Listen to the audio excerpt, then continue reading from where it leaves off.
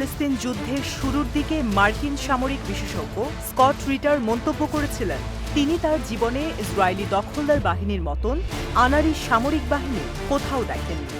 Scott রিটারের সেই মন্তব্য গত কয়েক মাসে অনেকবারই প্রমাণ করেছে দখলদার বাহিনী।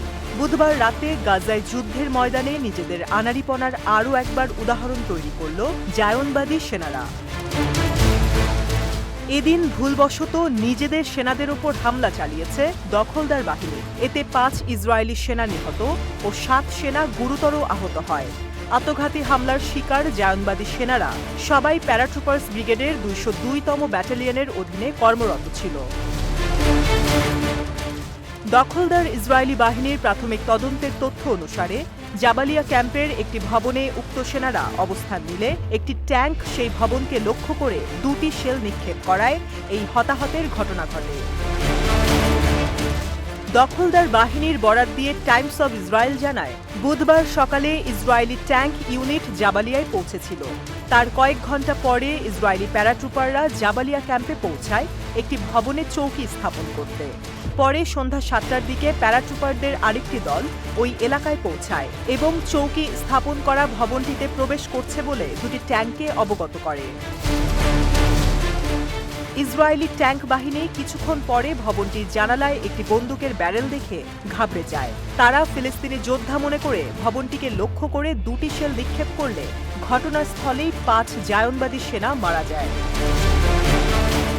দখলদার বাহিনী আরও জানায়, ঘটনাটিকে গুরুত্ব সহকারে নিয়ে আরও তদন্ত করা হচ্ছে।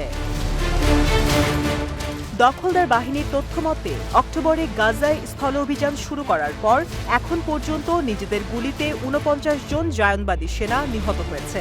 জায়নবাদী দখলদার বাহিনীর দাবি, যোগাযোগের সমস্যা, সেনাদের ক্লান্ত হয়ে পড়া ও নিয়মানুবর্তিতায় মনোযোগ না দেওয়ার কারণে এ ধরনের মারাত্মক ক্ষতির সম্মুখীন হতে হচ্ছে তাদের। মধ্যপ্রাচ্যের খলনায়ক ও দখলদার ইসরায়েলের প্রধানমন্ত্রী বেনিয়ামিন নেতানিয়াহুর রণকৌশলের সমালোচকরা বরাবরই উত্তর গাজায় দ্বিগুণ সেনা পাঠানো নিয়ে আপত্তি জানিয়ে আসছিল এবং হামাসকে বাদ দিয়ে গাজায় ফিলিস্তিনিদের কোন গোষ্ঠীকে দায়িত্ব দেওয়া হবে সে ব্যাপারে সিদ্ধান্ত নিতে অক্ষমতার দায়ে নেতানিয়াহুকে তুলোধুনো করে আসছিল।